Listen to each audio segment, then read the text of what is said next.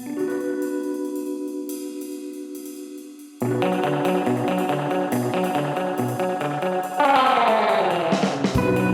the All Things Strange podcast. I am your host, Agent Anderson. Come along as we examine UFO sightings, conspiracies, and all things strange. You can check out all of our wonderful links in the description on the Linktree, where you can find our Patreon, our merchandise, our Discord, and more.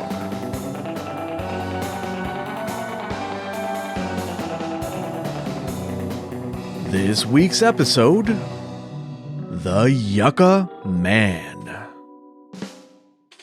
Not yucky, but yucca, as requested by our listeners. That's right, if you guys request it, I will put it on the list, and hopefully we get to it sooner or later, although the list is quite long at this point. All right, this was also voted upon by our Patreon subscribers. We've got two wonderful tiers for you. The first tier will get you bonus episodes after hours and early access, and the next tier will get you the ability to vote on upcoming topics such as this one. That's right, every time we do a show, we have the Patreon subscribers decide what our topic will be. All right, well, let's get to it.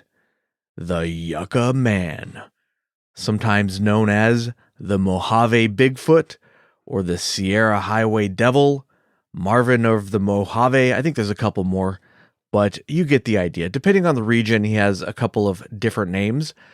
This is a cryptid that roams the desert areas of Southern California, most specifically the Joshua Tree National Forest, but there are some other areas just like the Twentynine Palms military base, the Mojave Desert, and there are even some accounts linked to the Yucca Man as far north as Edwards Air Force Base, which is, a bit of a walk from Joshua Tree National Forest, a little bit away.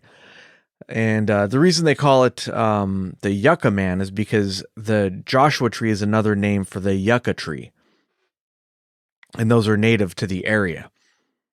Most people are familiar with the coast of California, like Los Angeles, Hollywood, San Francisco to the north, but California is a lot bigger than just that. East of Los Angeles and west of Arizona and Nevada, you have the counties of Riverside and San Bernardino.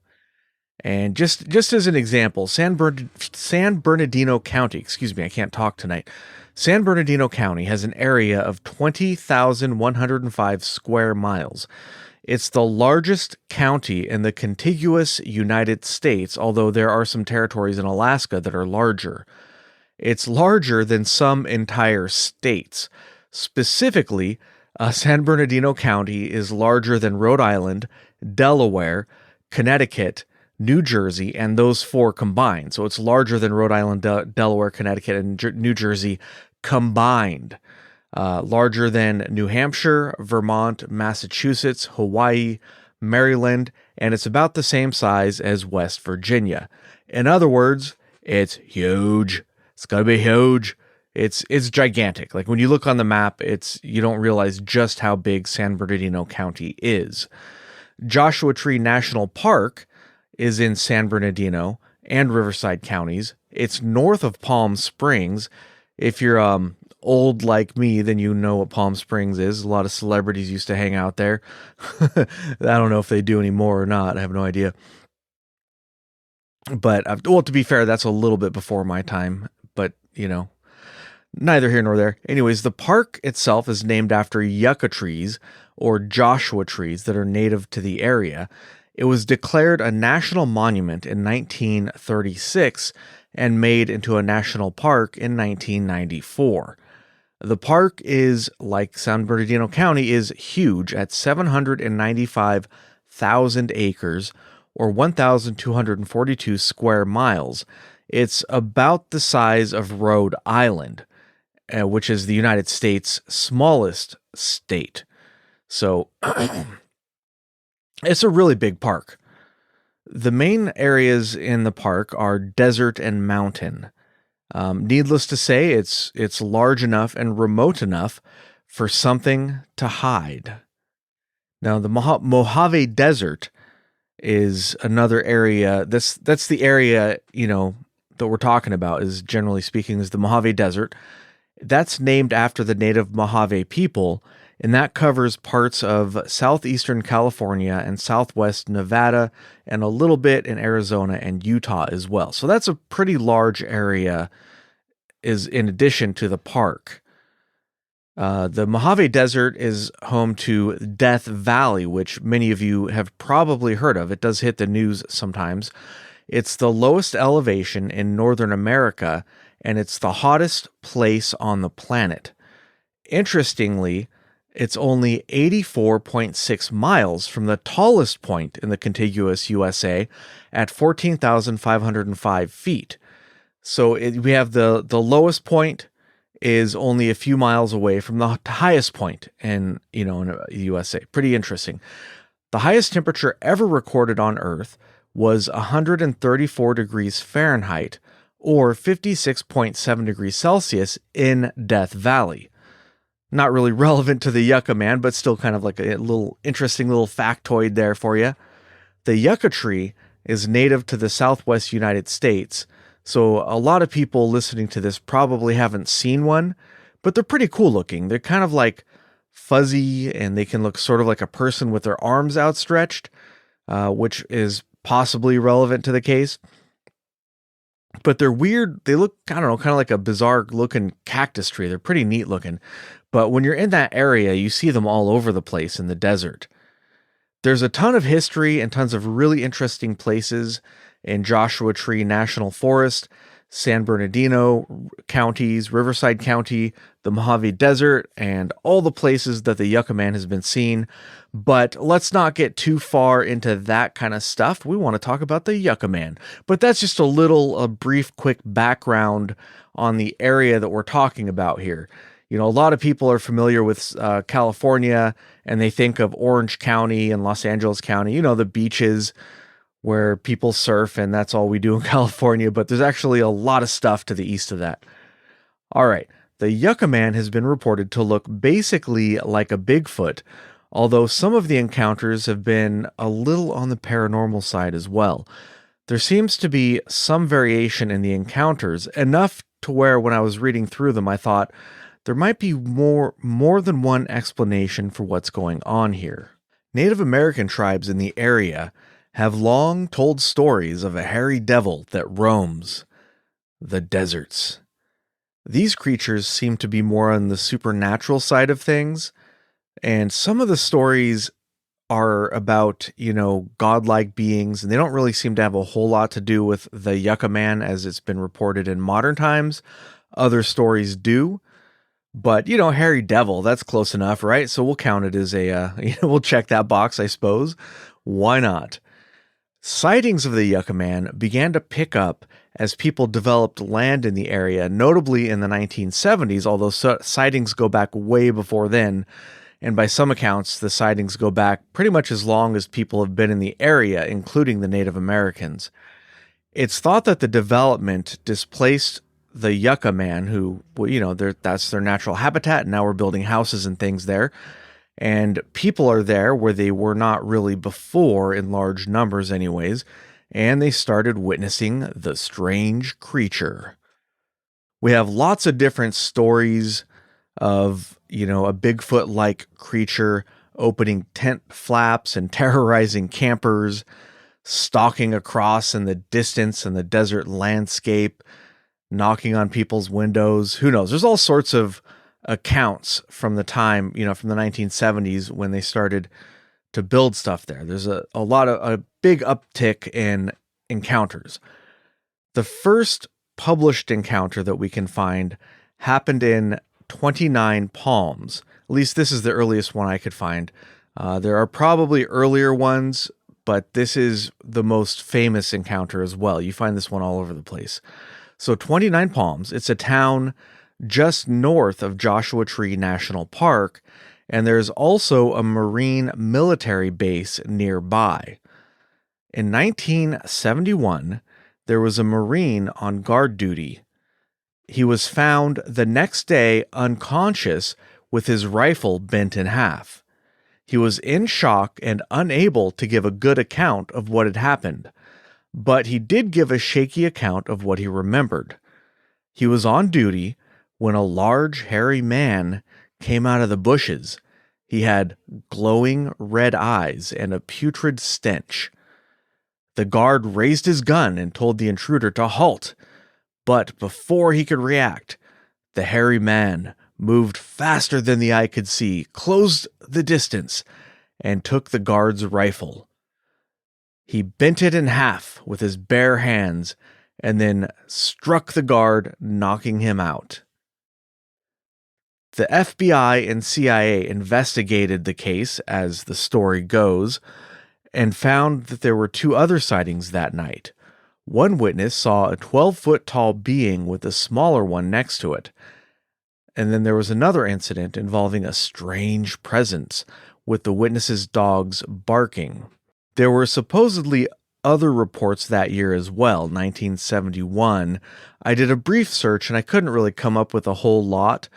In order to come up with that stuff, you're talking about possibly going to local libraries in the area and digging up microfiche of the local newspapers, which is something I would love to do if I had the budget to do it, but I don't. So instead, I am stuck searching the interwebs, unfortunately. But yeah, there are tales told of lots of sightings and encounters that year at the military base. And some of these encounters at the military base were supposedly caught on security cameras, but once again, that footage is nowhere to be found. Perhaps the government has a reason to cover up Bigfoot, or maybe it's just a rumor. We don't know. Another one of the prominent stories you'll find about the Yucca Man happened at a racetrack in Fontana from we don't know the exact dates of each occurrence, but the racetrack was open from 1955 to 1972. Spectators would sometimes see what they dubbed the Speedway Monster in the distance, particularly when there were car crashes, but not necessarily restricted to the times when there were car crashes. People would just be sitting there, chilling out, watching the car races, and in the distance, they would see the Speedway Monster cruising along, back there in the background. People thought that it might be a wild man living in the mountains, but, other people think it might be a Bigfoot or the Yucca Man. This is kind of just a legend at this point. I really couldn't find a whole lot of information beyond that, and it may or may not be connected to the Yucca Man. Fontana it's part of like the great SoCal suburban sprawl. If you start at the coast with Los Angeles, you could just drive for a couple of hours, just keep on driving, and it's nothing but just this suburban sprawl it's just like endless, it seems. And then you just go for a few hours, and then eventually you get to Fontana. It's in there. Fontana, it starts to trail off there and get a little bit more remote and more wilderness type areas surrounding it. So you could kind of look at a map and it sort of looks like a wedge shape as the number of people living there dwindles the further you get from the coast.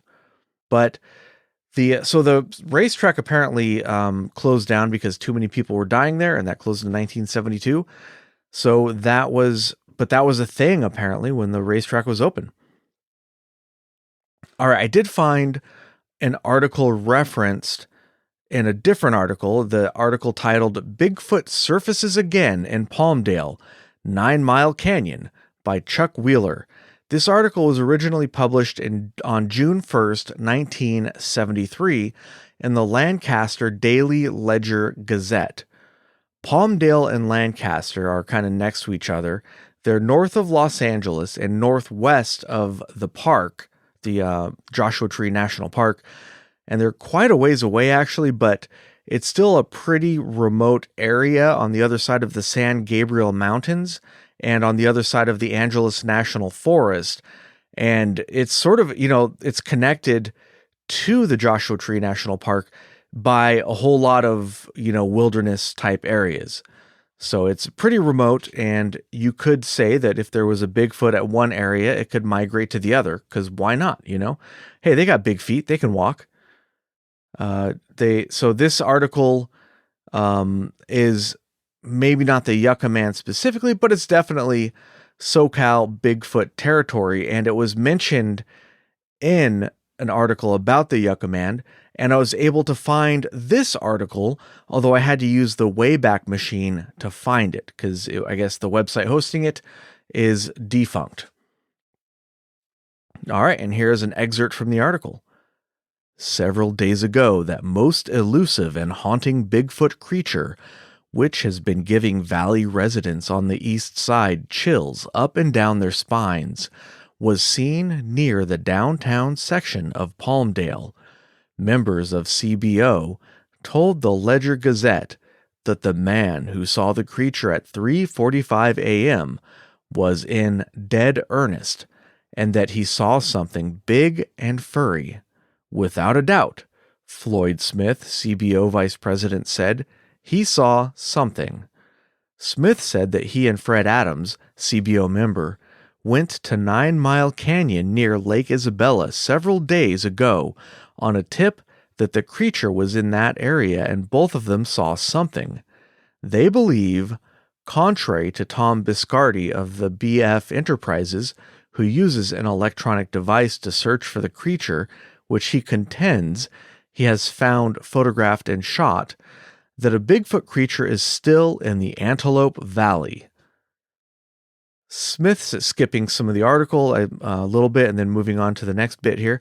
Smith said that the man who saw the creature in Palmdale saw it running around his house.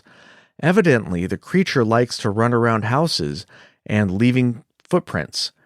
That is its M.O. in the East Lancaster area, where footprints were found around several houses recently. One woman reported that the creature ran around her house and scratched at the door. A small boy sent to tell his father supper was ready was found hours later crying near the corral. When asked what happened to him, he answered that a big, furry man would not let him pass. He's got some creepy Tolkien fan dressing up in a furry coat saying, "You shall not pass," to anybody who comes by, even children.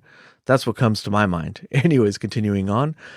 Droppings from an animal believed to be Bigfoot were found by CBO members near 270th Street East and Avenue J. It was near 100th Street East and Avenue J that the two most credible sightings were reported. The first two, in fact. Those sightings were by two Marines whose auto skid marks were found the next morning, and then a week later a 19-year-old girl who came home from babysitting in the early morning hours. When Smith and Adams spotted the creature recently at 9 Mile Canyon, Adams saw the bottom part of it as it ran from them through the bush, and it emerged momentarily at the spot where Smith was breaking camp. He saw just the upper part of the body. The creature was running up a steep incline when first spotted by the two men. They described it as being 7 to 8 feet tall. They intend to go back there and keep searching close to home. All right, so that's the story of the article. I thought it was interesting enough to include it. Is it the Yucca Man? It's an awful long way from the Joshua Tree National Park. It's pretty far from there, but I don't know if we're using the definition Yucca Man for just stuff that happens in and around the park, or if we're talking about this general deserty kind of area in Southern California, if all of the Bigfoot sightings in that area are considered the Yucca Man. There doesn't seem to be really in any good definition of that, so I guess we'll just include it anyways. I mean, it was in a blog article about the Yucca Man, so why not? It was an interesting enough story, so I left it in. All right, next up, 1975. At the Barton Flats, San Bernardino National Forest, which is west of the park, west of the Joshua Tree National Park, just south of Big Bear at a scout camp. The witness reporting this story was 12 years old at the time of the sighting and was outside at nighttime. He was part of a group of scouts around a stove at around 11 p.m., and I'm guessing that they were cooking some s'mores or some hot dogs, because that's what you do when you're a scout and you're camping. I mean, I was not a scout, but if I was, that's what I would have been doing on a camping trip, because why not? Anyways, at about 11 p.m., they heard some screaming sounds. The scream started out like a wolf howl and then ended like a man's scream. It's pretty creepy. The scoutmaster came out of the tent to see what was going on, joining the boys around the stove. The screams eventually stopped and they all went to sleep around midnight. See, right there, that's how you know, for me anyways, that makes me a little skeptical of this particular account because if at 11 o'clock I'm hearing something that sounds like a wolf screaming and then turns into a man's scream, I'm not getting to bed by midnight. I'll probably be up for a good while, you know. It's going to take me at least 6 hours without screams for me to get to sleep dealing with that kind of nonsense. No, thank you. So anyways, they go to sleep around midnight, and the witness was woken up at about an hour later by his friend, about 1 a.m, because the friend had heard something moving around in the bushes near the campground. Now, again, here we have another detail that kind of makes me skeptical of this one. The boys all woke up, went outside, and went towards the rustling sound. I know there's scouts, but come on. Have you guys ever been camping at night and you hear something rustling around? And you know, I've been camping a few times and I've heard something rustling around at night. And I know it's probably something more or less harmless, like a raccoon or whatever, but my reaction is always, well, you know, that out there, that's for them, and here in the tent is for me. Hopefully they don't decide that they want to come in here too. I'll just leave them out there to do whatever they're doing. They're probably just hunting for food, but that's their business. I don't want any part of it. I'm not going out there, right? So, I mean, you're talking about a bunch of boys aged around approximately 12 years old. Are they really going to go outside of the tents or wherever they're sleeping, go towards a rustling sound at 1 a.m? I don't think so. But hey, you know, anything's possible. Maybe these were, you know, the bravest boys on the planet. Either way, they went outside and one of them brought a flashlight and shined it towards the rustling sound. And in the flashlight beam, they saw ... a Bigfoot. Of course it was a Bigfoot, right? It was about 6 to 7 feet tall and had brown hair all over except for its face. It had a very short neck and had long arms going down to the knees. Its eyes reflected the flashlight's beam like a rabbit's eyes, and they looked like they were red. It turned and with long strides walked to the north from the campground and went up a steep hill and out of sight. So still, you know, I don't know if I believe that one, but it's still a fun story either way, even if you don't believe it. Let's just suspend disbelief a little bit here and enjoy ourselves, right? Why not? But this does have a couple of elements to the story that I'm kind of like, really? I don't know about that. Anyways, the next story I have is from Desert Hot Springs, which is north of Palm Springs, west of Joshua Tree National Park, and this happened in 1979.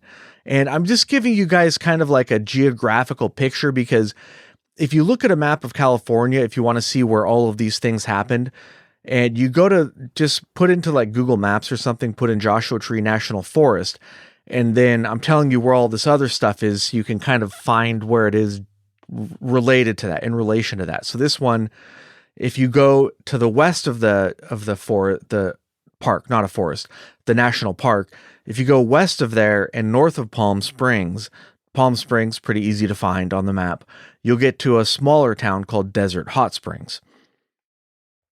An elderly couple was driving their car near their condo at night when a large, hairy man stepped out in the road in front of their vehicle. They stopped their car, slamming on the brakes, and it stopped and loomed over their car, looking in at them. It had long, tan hair all over its body, arms that went all the way down below its knees, and it looked angry. It's like, man, I'm trying to cross the road. What do you get out of here, shining your headlights at me? So yeah, it looks a little pissed off there.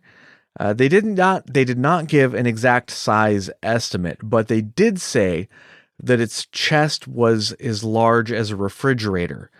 That sounds pretty impressive. However, refrigerators were a little smaller back then, or a lot smaller, so who knows? But still, they were big enough. Anyways, after glaring at the two passengers in the car, or I guess a driver and a passenger, for a few moments, it walked off into the night. And that was the Encounter 1979 Desert Hot Springs. Also in 1979, 17 footprints were found near Hemet, California, which is west of Palm Springs. Each print was 1.5 feet long, and they were about 6 feet apart. And I couldn't find any pictures of that one. I don't know if they took pictures of it. I couldn't find it on the internet. Who knows where that is? But I did find that story in a couple different places, though.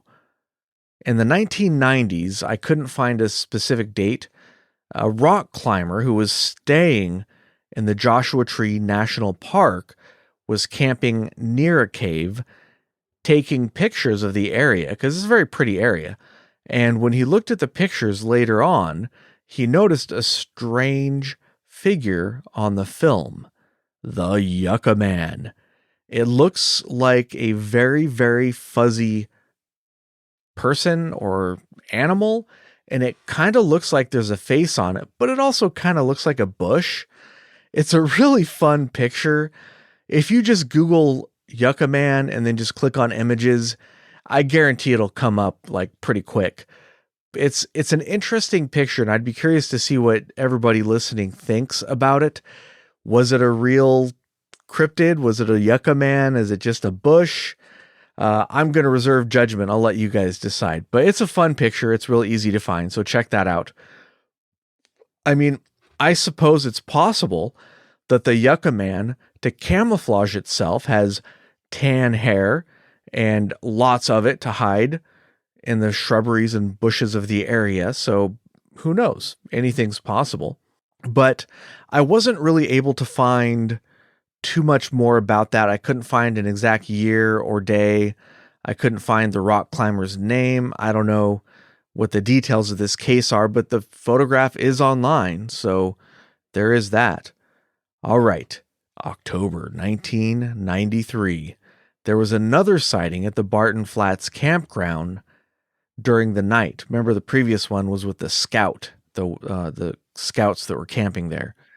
A witness was sleeping in his van, and two friends were in a tent about 15 feet away. They're just camping out, taking a nap, right, as you do at night. The witness in the van, however, was unable to sleep. And I can actually relate to this because camping is a very, very uncomfortable experience. And if you're not used to it, it can be difficult to get to sleep because you're laying there. You're like, man, this cushion's really uncomfortable. I'm cold. My blankets are inadequate. I just want to go home. But I've had that experience before, so I could definitely relate. Anyways, so the guy in the van is unable to sleep. And while he's laying there, he hears something walking around outside from the direction of their friend's tent. He looked out the window, but he didn't see anything out there. And yeah, these areas, there's no street lamps. You know, if the moon's not out, it can be extremely dark outside. There could be somebody standing right outside your window of your car, and you probably wouldn't see them. It's that dark. Suddenly, the van began shaking violently from side to side. The witness yelled in surprise, and the shaking stopped. And here's an excerpt. My friends called from the tent and asked what the problem was, and at that point I grabbed my flashlight and pulled back the curtains covering the back window and shined the flashlight outside. A figure moved towards the left, and I could see it was walking upright like a man, but it had hair from head to toe, and in a second I saw it walk past the front windshield and head into the forest. I pulled open the side door and jumped out, yelling for my friends to get up. It smelled really bad, like a cesspool, around our campsite, and I was badly shaken. We started a fire and talked about what had just happened, and I learned that something had been tossing pebbles onto the top of the tent, and they thought it was me, and then something had brushed up against the back of the tent, and they also thought it was me. But after I told them about the van shaking, they swore it wasn't them, and we decided to pack up and head home early. Yeah, I mean, it could just be people playing pranks on each other. Excuse me, I can't talk tonight. But yeah, no thanks. I'm out. Like I've said before on the show, nature is not for us. Nature is for wild animals. We belong indoors as God intended. So people, stop camping, stay inside, and watch TV instead. And then you don't have to worry about getting attacked by a Bigfoot. All right, next up, 1977, near Hesperia, which is northwest of Big Bear and the park, and it's pretty far from the park. And the campgrounds I was just talking about was a little bit south of Big Bear, so now we're talking about a sighting that happened north of Big Bear on the other side of the lake, and it's pretty far from the national park, but once again, there's nothing but wilderness between the park and Hesperia, so this whole area could just be the stomping grounds, right? All right, so this one happened in the Mojave riverbed. 5 teenage boys were exploring the riverbed during the afternoon at about 3 o'clock. They were startled by a noise in the dense brush surrounding the riverbed. It sounded like something large. They moved a little bit closer out of curiosity, and they saw a large, hairy, ape-like creature. They got spooked and ran home. When they got home, they told their they looked a little freaked out, I guess. It didn't say in the account whether or not they told their family right away, but their older sister, who was alarmed, rode a horse to the area to check it out. The first day, she didn't find anything unusual, but the second day, she did. And here's a quote. I was riding north in the riverbed on my way home after searching for several hours when I came to an area where there are 2 stands of cottonwood and pepper trees, one on each side of the trail. My horse spooked and didn't want to go on. I looked around, and to my right, I saw a tall, hairy thing standing there looking at me. It looked at me for about a minute. Then I turned my horse and ran her in the opposite direction and took another trail home. The creature had dark brown or black fur and left behind some footprints in the soft riverbed sand that was found by investigators later on. And the horses, I guess they had a few horses, they didn't want to go anywhere near the area where the Bigfoot was seen for a year or so. Anytime they wanted to go to that area, they had to take a trail going wide around that. The horses wanted nothing to do with it. There were 6 witnesses in total that saw the creature. Later on, the older sister was interviewed and revealed some more details on her sighting. She had gone out to look because when her brothers came back, they seemed like they were scared to death and claimed that the creature had chased them out of the riverbed. On her second day searching, she encountered what she called a monkey man, and it was walking parallel to her at first at about 100 yards. It was close to an island of trees and brush in the dry riverbed. Its knees were slightly bent as it walked.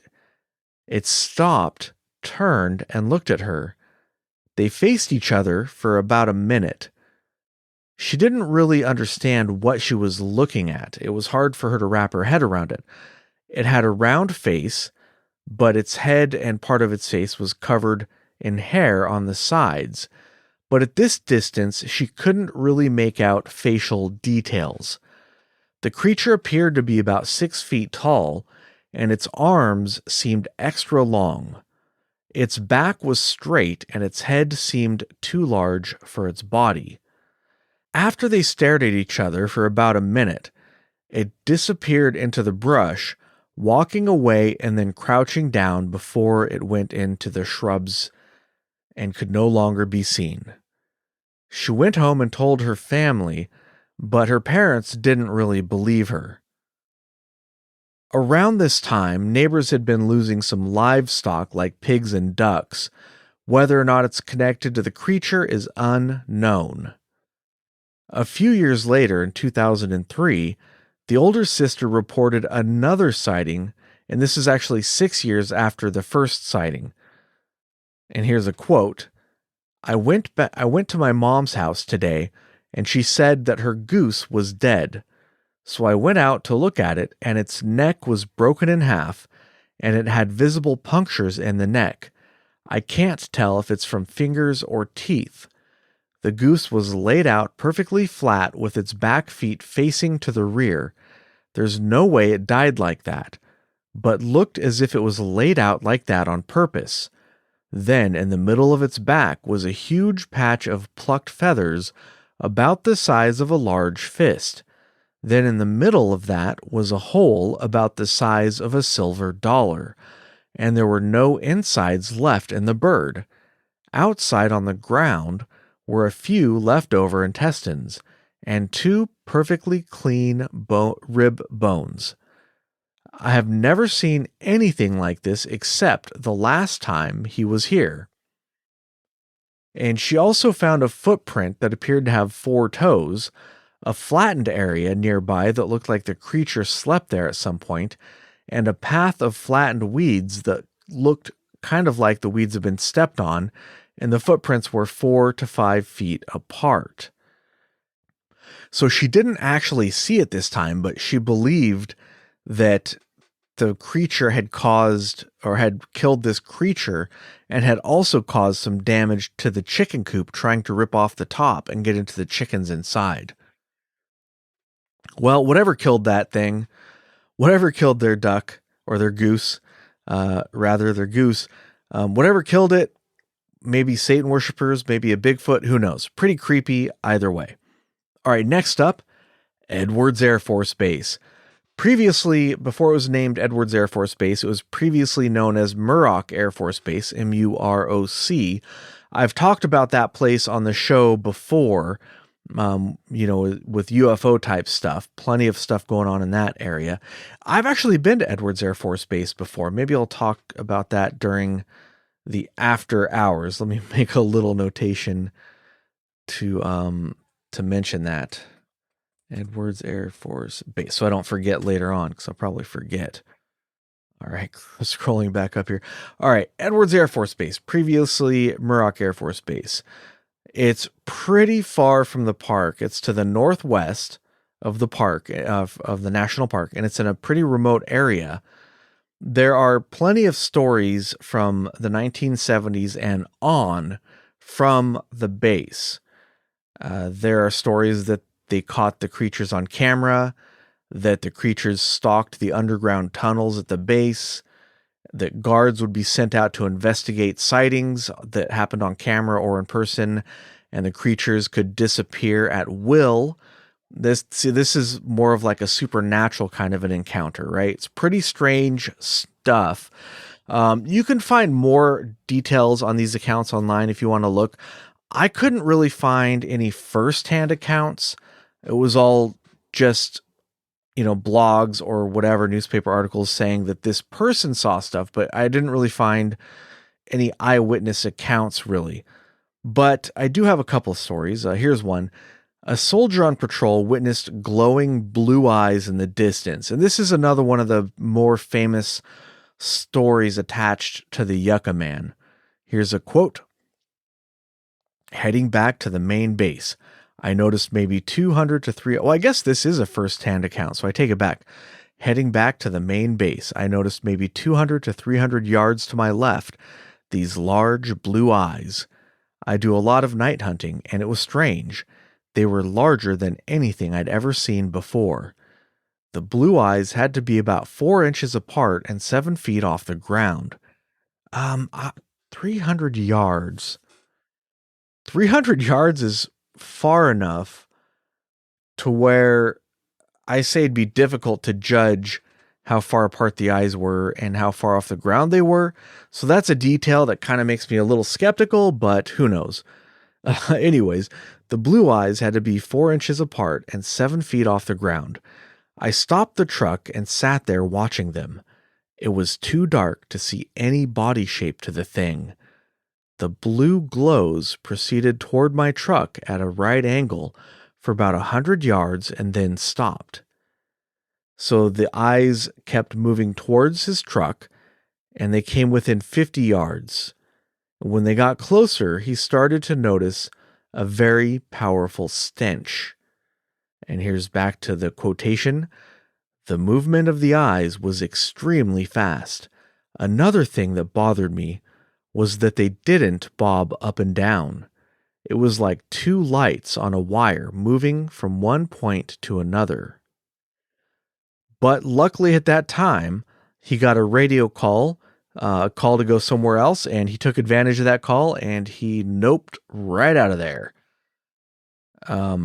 Anybody who reported seeing this creature on the base was ridiculed by others, so apparently there are very few official reports of this thing. But apparently, blue eyes, as the creature is known, has been seen at Edwards Air Force Base for years, and was even discussed in a 2009 newsletter. Here's an excerpt from an article about the Yucca Man on longreads.com. According to a 2009 article in the base newsletter, Inside Edwards. Where's ETA when you need them? Inside Edwards. The entity known as Blue Eyes was much discussed at a reunion of the 6,510th Air Police Squadron officers who worked on base between 1973 and 1979, known as the 6,510th Desert Rats. Attendees traded memories of their bizarre experiences on patrol, such as seeing Blue Eyes, the local version of a Yeti near South Base, or Marvin of the Mojave, a ghost who could be heard but not seen, and left size 10 sneaker imprints in the sand. Wait a minute, size 10? That's not that big. That's what she said. Lisa Camplin of the 95th Security Forces Squadron wrote in the official Edwards newsletter. So yeah, let me read that sentence again. I kind of broke that up there. Or Marvin of the Mojave, a ghost who could be heard but not seen, and left size 10 sneaker imprints in the sand. Lisa Camplin of the 95th Security Forces Squadron wrote in the official Edwards newsletter. I would love to have a copy of that actual newsletter, or at least, see a facsimile of it, like a scanned version of it or something. That'd be cool. The now retired Edwards guards also recalled observing unexplainable objects in the skies and seeing disappearing taillights on the dry lake beds. The Desert Rats motto, shared with the Air Force Test Center for which it served, was Ad Inexplorata, or Toward the Unknown. So there's actually, a few more stories you can dig up surrounding Edwards Air Force Base, but that's just a couple, just an aperitif, a little teaser. So if you're interested, go ahead and look up some more. There are plenty more you can find involving Edwards Air Force Base. All right, and then there's another possibly related encounter or a series of encounters in the Lucerne Valley. There's a creature in the area called the cement monster, who apparently lives in an abandoned cement factory. There's a story from 1998 where two servicemen returned from the lake when a creature was so large that they could only see its lower half ran in front of their car. That would be pretty big, man. What would that be? 15 feet tall, 20 feet tall or something? That'd be huge. The drivers slammed on their brakes and both of them went on a search for their creature. I guess it ran off, armed with a gun. However, despite looking around the area, they were unable to find it. If it was that tall, you think it wouldn't be that hard to find, right? All right, so those are the Yucca Man stories that I have for today. There are a couple of explanations we could perhaps entertain. First off, yucca trees, as I mentioned earlier, yucca trees can take on like man-like forms and look kind of like they could look hairy. Look it up. Google a yucca tree, but they could look like a hairy man with arms outstretched, particularly maybe at like sunset or sunrise when there's lots of shadows, but possibly at other times too, especially at nighttime. Who knows? But I think it's possible that some sightings are simply yucca trees. That may sound a little ridiculous at first, but I'm telling you, go look up pictures of yucca trees, and if you look at a few of them, you'll see what I mean. Like, I seriously think these trees look pretty weird. I seriously think that they could account for some of the sightings, especially if there was like an owl perched on one of them. So you saw like the reflected light of an owl that was on top of them. Like, I know owls have been proposed as explanations for other things that we've discussed. For example, the Kelly goblins. And in that case, I think an owl explanation is completely ridiculous. But in this case, in this specific case, I think something like that could explain some of the sightings. Not all of them, obviously, but definitely some of them. Some of the other sightings, they do kind of sound like a tall tale. You know, some people say, well, they don't have anything to gain financially, but there are people who just enjoy telling a good story at a party and entertaining people. That is a thing. I've met people like that who are a little liberal with the truth, and they're more interested in entertaining their friends than they are telling a factual story. So I think that might be another possible explanation. But there are some stories that do sound really interesting that, I don't know, they're kind of compelling. Like, what were people seeing? Were they seeing perhaps some kind of other animal? If Bigfoots don't exist, were they seeing like a bear walking on its hind feet? That's a thing. I mean, bears can walk on their hind feet if they want to, and it looks pretty weird. You can look up a video of it. So what if they saw a bear that had like mange, so they didn't have their full coat of hair, and you saw it at a good distance? It would look pretty weird. I mean, it seems kind of far-fetched, but it's not completely out of the question. It is a possibility. I don't believe that all of these people are lying. There's just way too many witnesses seeing weird stuff. There's a website, BFRO, the Bigfoot Field Research Organization, and that's where I found some of these witness accounts. There's a bunch on there. If you just go look for Riverside and San Bernardino counties, and then maybe even some of the surrounding areas as well, like Los Angeles County, you can find a decent amount of Bigfoot sightings reported. And there are, you think, like I said earlier, you think that California is pretty much just Los Angeles and San Francisco. There are a lot of really remote wilderness areas in California where a Bigfoot could very well hide out. I like to let's not get too skeptical here. I like to think that Bigfoot could be out there hiding in the vast Southern California wilderness. Why not? You know, let's not ruin it, right? Let's just suspend disbelief and ask, what if?